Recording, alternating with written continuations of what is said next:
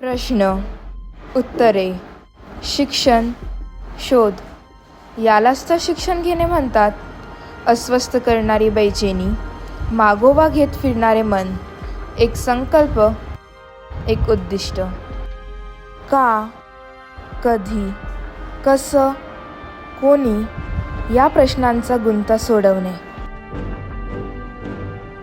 इतिहास मोठ्या मोठ्या शहरात घडतो असे आपण समजतो, पण एखाद्या गावात, एखाद्या गल्लीत, एखाद्या झेंड्याच्या सावलीत स्वातंत्र्याचा क्षण गुपचूप जन्म घेतो.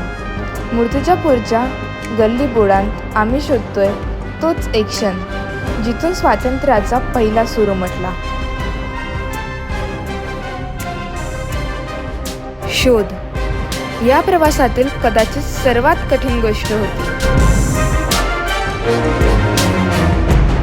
ज्याने मूर्तिजापुरात पहिल्यांदा तिरंगा फडकवला तो कदाचित त्यावेळी 30-40 वर्षांचा असेल. म्हणजे आज त्या क्षणाला, त्या गृहस्थाला साधारण 110 ते 120 वर्षे उमटली आहेत. ते लोक आता हयात नाहीत, इंटरनेटवर नाही, पुस्तकांमध्ये नाही, कुठेही लिहिलेलं नाही. आणि जर आज आपण शोधले नाही तर आणखी 20 वर्षांनी हा इतिहास कायमचा अंधारात जाईल. मूर्तिजापुरात पहिल्यांदा तिरंगा कुठे आणि कोणी फडकवला हे कधीच कळणार नाही. मनात इच्छा असेल तर मार्ग नक्कीच सापडतो असे म्हणतात. आम्हीही तेच मानत होतो. इतिहासाच्या हरवलेल्या पानांचा शोध घेण्यासाठी आम्ही अनेकांना विचारलं. कुणी शहराबाहेर राहत होतं, कुणी तर राज्याबाहेर.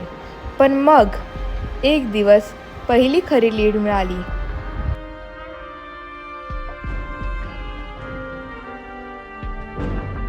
नमस्कार.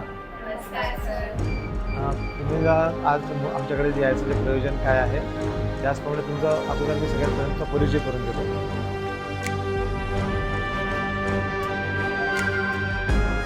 आणि विनूभाऊंनीच पुढे नाना कुलकर्णीच्या आठवणींपर्यंत आमचा प्रवास नेला. त्या क्षणाला वाटलं आपल्याला शोधत असलेली हरवलेली कडी कदाचित आता हातात आली आहे. आता आम्हाला खात्री झाली होती. त्यावेळी म्हणजे स्वातंत्र्याच्या पहिल्या उत्सवाच्या वेळी मूर्तिजापूरचे नगराध्यक्ष होते माननीय विठ्ठलराव जमादार. इतिहासाच्या त्या पानाला पुन्हा उजाळा देण्यासाठी आम्ही ठरवलं त्यांच्या आठवणी जपणाऱ्या व्यक्तीला भेटायचं. आणि म्हणूनच आम्ही पोहोचलो त्यांच्या नातवाकडे, मनीष जमादार यांच्या घरी. म्हणजे आमचे आजोबा 1936 पासून त्यांचं राजकीय जे प्रवास आहे तो चालू झाला.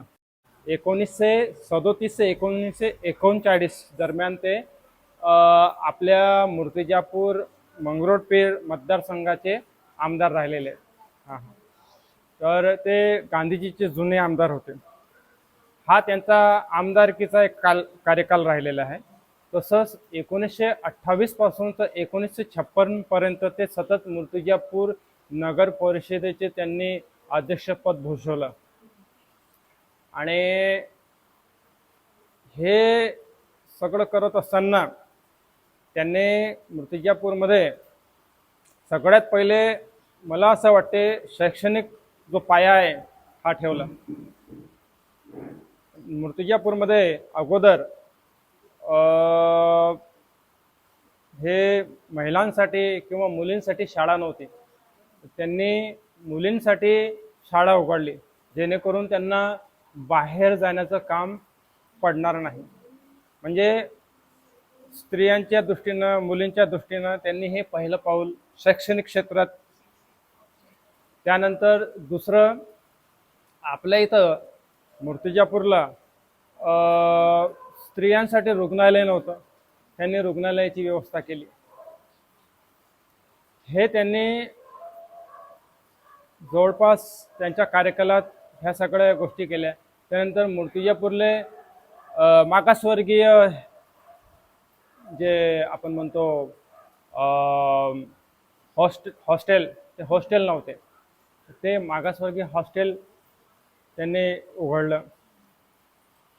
मूर्तिजापूरला स्टेशन विभागामध्ये त्यांचे हिंदी हायस्कूल म्हणून तुम्ही ऐकलं असेल, तर ते सुद्धा जय नारायण बुब हिंदी हायस्कूल ते सुद्धा त्यांनीच त्याची सुरुवात केली.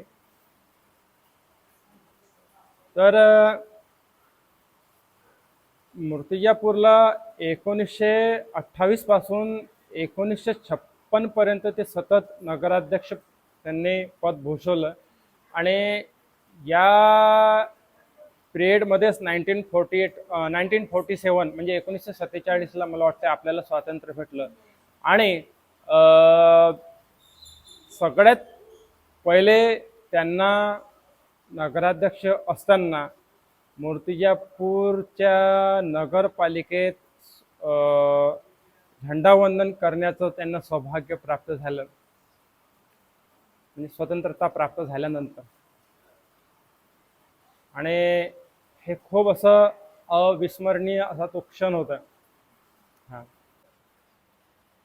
आणि हिंदू धर्म हा पुढे वाढला पाहिजे याच भावनेतून त्यांनी ते गोवंशबंदीसाठी त्यांनी इथं चळवळ चालू केली होती मूर्तिजापूरमध्ये. ती त्यावेळेस त्यांनी सक्सेसफुली राबवली. पूर्ण लोकांचे मूर्तिजापूरचे हिंदू लोकांच्या सह्या घेऊन त्या गव्हर्नमेंटला सादर केल्या. म्हणजे ज्याला ती त्यांचीच इच्छा नव्हती तर ती जन इच्छा होती, तर जनतेची इच्छा होती. आणि या गोष्टीला जनतेचं पाठबळ मिळतंय ती गोष्ट सरकारमध्ये शिक्कामोर्तब होते हे आपल्याला माहीतच आहे. लोकशाही असल्यामुळे.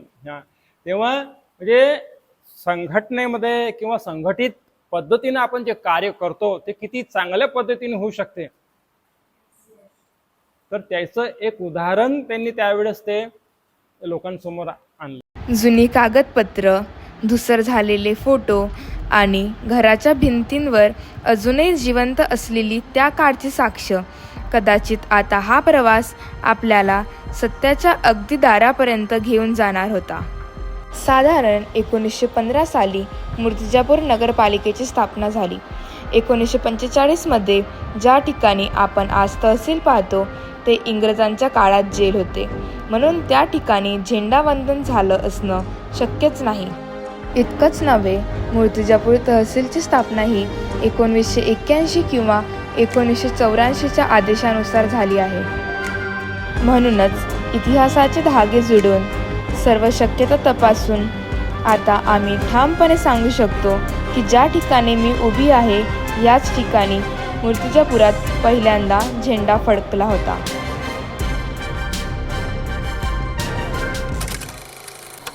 आपण सर्वांना 15 ऑगस्टच्या हार्दिक शुभेच्छा. आमच्या या प्रवासात आम्हाला मनापासून साथ देणाऱ्या आणि मौल्यवान मदत करणाऱ्या प्रत्येक व्यक्तीचा मी आभार प्रकट करतो. आमच्या विद्यार्थ्यांचे हे प्रयत्न जर तुम्हाला आवडले असतील तर कमेंटमध्ये नक्की कळवा, कारण की तुमचे शब्दच आमच्यासाठी खरी प्रेरणा आहे.